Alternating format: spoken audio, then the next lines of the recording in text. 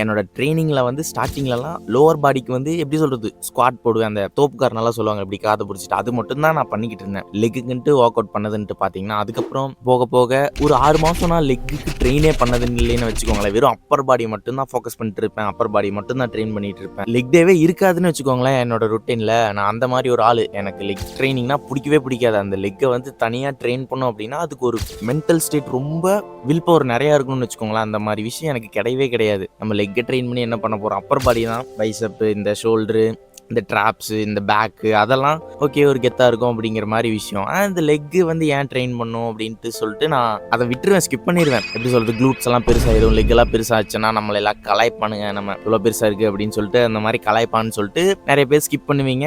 அது மாரி நானும் பண்ணியிருக்கிறேன். ஸோ அதுக்கப்புறம் இப்போ ரீசெண்டா தான் நான் ஒரு ரியலைஸ் பண்ணேன்னு வச்சுக்கோங்களேன். லெக் ட்ரெயினிங்கோட இம்பார்ட்டன்ஸை நான் சொல்றேன். என்னன்னா பாடியில இருக்கிற ஹியூஜ் மசில்ஸ் எல்லாம் எதுன்னு பார்த்தீங்கன்னா உங்களோட லெக்ல தான் இருக்குது. அதாவது க்ளூட்ஸு, குவாட்ஸு, ஹாம்ஸ்ட்ரிங்ஸ் இதெல்லாம் லார்ஜ் குரூப்னு வச்சுக்கோங்களேன் மசில்ல. ஸோ நம்ம இதை வந்து ட்ரெயின் பண்ணுறத நிறுத்திட்டோம் அப்படின்னா நம்ம ஆட்டோமேட்டிக்காக நம்மளோட மெட்டபாலிசம் வந்து கொஞ்சம் குறைய ஆரம்பிச்சிடும். நம்மளோட ஹார்ட் ஹெல்த் கொஞ்சம் டவுன் ஆகும். நம்மளோட பாடி ஃபேட் பர்சன்டேஜ் மெயின்டைன் பண்ணுறதுக்கு ரொம்பவே கஷ்டமாக இருக்கும். நம்ம அப்பர் பாடி ட்ரைனிங் மட்டும் வச்சுட்டு இருந்தோம்னா லார்ஜர் மசில் குரூப்ஸை ட்ரெயின் பண்ணும்போது அது ஆட்டோமேட்டிக்காக பிளட் ஃப்ளோ வந்து ஃபாஸ்ட் அப் பண்ணிவிடும். ஸோ அதனால உங்களோட மெட்டபாலிசம் வந்து கொஞ்சம் இன்க்ரீஸ் ஆகும். ஸோ நம்ம இப்போ மோஸ்ட்டாக கார்டியோலாம் எதுக்கு பண்ணுறோம்? நம்மளோட பாடி ஃபேட் பர்சன்டேஜ் குறைக்கிறதுக்கு, நம்ம ஹார்ட் ஹெல்த் இம்ப்ரூவ் பண்ணுறதுக்கு, நம்ம ஓரளவுக்கு ஹெல்த்தி லைஃப் ஸ்டைல் மெயின்டைன் பண்ணுறதுக்கு தானே லாங் டேர்முக்கு. ஸோ நீங்கள் வந்து அந்த கார்டியோலாம் எடுத்து பார்த்தீங்க அப்படின்னா மோஸ்ட்டாக அது வந்து லெக்கை பேஸ் பண்ணதாக தான் இருக்கும். ஒரு 80%. இப்போ நீங்கள் ஸ்கிப்பிங் எடுத்தீங்கனாலும் அதில் லெக் யூஸ் பண்ணுவீங்க. வாக்கிங் எடுத்தாலும் லெக்கில் தான் யூஸ் பண்ணுவீங்க. ரன்னிங்கோ ஜாகிங்கோ இல்லை ஸ்டெப்ஸ் நடக்கிறதா இருக்கட்டும், நீங்கள் சைக்கிளிங் பண்ணுறதுனாலும் லெக் தான் மேஜராக யூஸ் பண்ணுவீங்க. ஸோ அதனால் இந்த கார்டியோன்னு எடுத்து பார்த்தீங்கன்னா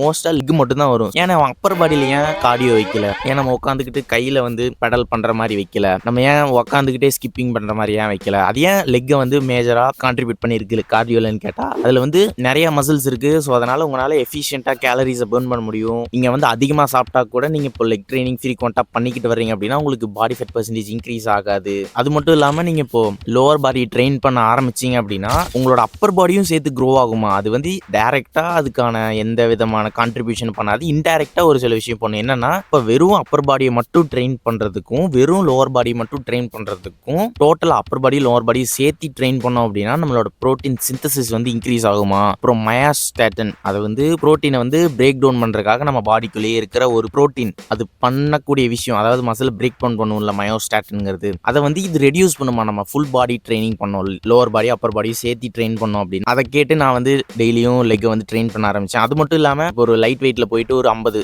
ஸ்குவாட்ஸ் போட்டிங்க. லைட்டான ஒரு வெயிட்டை வச்சுட்டு போட்டுட்டு அதுக்கப்புறம் உங்களோட அப்பர் பாடி செஷன் ஆரம்பிச்சிங்க அப்படின்னா உங்களோட சென்ட்ரல் நர்வஸ் சிஸ்டம் வந்து கொஞ்சம் ஃபயர் அப் ஆயிருமா, பூஸ்ட் ஆயிருமா. ஸோ அதனால உங்களோட அப்பர் பாடி லிஃப்ட்டுக்கு வந்து கொஞ்சம் ஹெல்ப் பண்ணும். உங்களோட பிளட் ஃப்ளோ வந்து இன்க்ரீஸ் ஆகும். ஸோ அந்த வார்ம் அப்லாம் பண்ணுறோம்ல அதுக்கு வந்து நீங்கள் அவ்வளோ நேரம் ஸ்பெண்ட் பண்ண தேவையில்லை. ஜஸ்ட் நீங்கள் லோவர் பாடியை வார்ம் அப் பண்ணிட்டு அப்பர் பாடிக்காக சும்மா ஒரு 10 புஷ்அப் 10 புல்லப் எடுத்துகிட்டு போனீங்கன்னா வேலை முடிஞ்சு. ஸோ உங்களோட பிளட் ஃப்ளோ நல்லா இருக்கும். உங்களோட அப்பர் பாடி ஸ்ட்ரென்த் வந்து இம்ப்ரூவ் ஆகும். ஸோ அது வந்து இன்டெரக்டாக ஒரு ரோல் ப்ளே பண்ணணும்னு வச்சுக்கோங்களேன். உங்களோட லோவர் பாடியை ட்ரெயின் பண்ண ஆரம்பிச்சிங்கன்னா உங்களோட அப்பர் பாடியும் சேர்த்து ட்ரெயின் ஆகும் மீன்ஸ் பில்ட் ஆகும், மசில் பில்ட் ஆகும். ஸோ நான் இதை வந்து சயின்டிஃபிக்கலாக நான் வந்து இது வந்து இந்த மெக்கானிசம் அப்படின்ட்டுலாம் நான் எக்ஸ்பிளைன் பண்ண போகிறது கிடையாது. ஒரு லாஜிக்கல் வேலை வந்து உங்களுக்கு சொல்கிறேன். ஸோ அது மட்டும் இல்லாமல் இப்போ இந்த ஃபைட்டிங் எல்லாம் பண்ணுவாங்களே, MMA, kick boxing, boxing, wrestling எல்லாம் பண்ணுறாங்களே, அதில் வந்து லெக் ட்ரைனிங் வந்து சீரியஸாக எடுத்துக்குவாங்க. எதனால் அப்படின்ட்டு பார்த்தா அந்த லோவர் பாடியிலேருந்து தான் பவர் வந்து ப்ரொடியூஸ் ஆகுமா. அவங்களோட பஞ்ச் பண்ணுறதுக்காக இருக்கட்டும், இந்த side hook, left hook, right hook, அந்த மாதிரி அவங்கள போய் டேக் டவுன் பண்ணுறதுக்கு இதுக்கெல்லாம் லோவர் பாடி தான் மோஸ்ட்டாக பவரை வந்து ஜென்ரேட் பண்ணி கொடுக்குமா. ஸோ அதனால இந்த ஃபைட்டர்ஸ் எல்லாம் மோஸ்ட்டாக லோவர் பாடிக்கு வந்து ஃபோக்கஸ் பண்ணுவாங்க. அப்பர் பாடி இருக்கும், லோவர் பாடி வந்து ஒரு 16 வச்சுக்கோங்களேன். லோவர் பாடி ஒரு 60% அவங்க ஃபோக்கஸ்டாக இருந்தாங்கன்னா அப்பர் பாடி 40% ஃபோக்கஸ்டாக இருப்பாங்க வச்சுக்கோங்களேன். நான் எப்படி லெக்கை ட்ரெயின் பண்ணேன் அப்படின்னா இப்போ நான் வந்து தனியாக செப்பரேட்டாக ஒரு நாள் போய் லெக்கை போடணும் அப்படின்னா என்னால் சுத்தமாக முடியாது. ஒரு மாதிரி நான் ஜிம்மையை வெறுத்துருவேன்னு வச்சுக்கோங்களேன். ஒர்க் அவுட் பண்ணுறதே நான் வெறுத்துருவேன். ஸோ அதனால் நான் என்ன பண்ணியிருக்கேன் அப்படின்னா என்னோட ரூட்டின் எப்படி இருக்குன்னா புஷ் புல் வாரத்தில் 6 நாள்னா அந்த 6 நாளும் ஒரு லெக் வேரியேஷன் இருக்கும். ஃபர்ஸ்ட் நாள் வந்து லெக் ப்ரெஸ் இருக்கும், இல்லைனா டம்பிள் ஸ்குவாட்ஸ் இருக்கும். அடுத்த நாள் வந்து பல்கேரியன் ஸ்பிளிட் ஸ்குவாட்ஸ் ஒரு 2 செட் இல்லை 3 செட் போடுவேன். அடுத்த நாள் வந்து லஞ்சஸ் போடுவேன். அதுக்கடுத்த நாள் அதே மாதிரி லெக் ப்ரெஸ், அதுக்கடுத்த நாள் பல்கேரியன் ஸ்பிளிட் ஸ்குவாட்ஸ், லஞ்சஸ் ஒரு வேரியேஷன் வந்து ஒரு நாள் போட்டுருவேன் லெக்குன்ட்டு.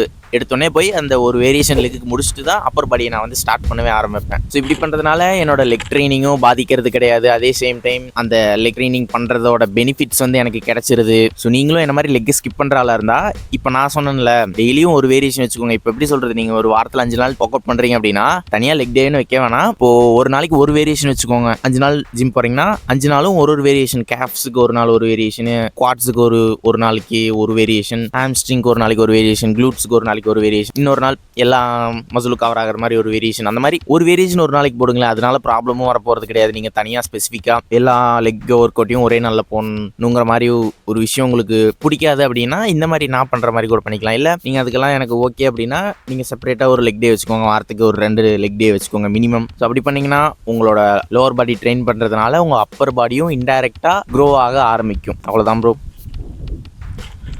அப்புறம் உங்களுக்கு என்னோட 1-on-1 கோச்சிங் வேணும் அப்படின்னு நினச்சிங்கன்னா அதுக்கான ஃபார்ம் டிஸ்கிரிப்ஷன் வச்சுருக்கேன், அதை ஃபில் பண்ணுங்கள். அப்புறம் என்னோட கோர்ஸ் செல்ஃப் இம்ப்ரூவ்மெண்ட் கோர்ஸ் வேணும்னு நினச்சிங்கன்னா அதுக்கான லிங்க்கும் டிஸ்கிரிப்ஷனில் வச்சுருக்கேன். ஓகே ப்ரோ, மறக்காமல் என்னோட சேனலை சப்ஸ்கிரைப் பண்ணி வச்சுக்கோங்க. Bye bro.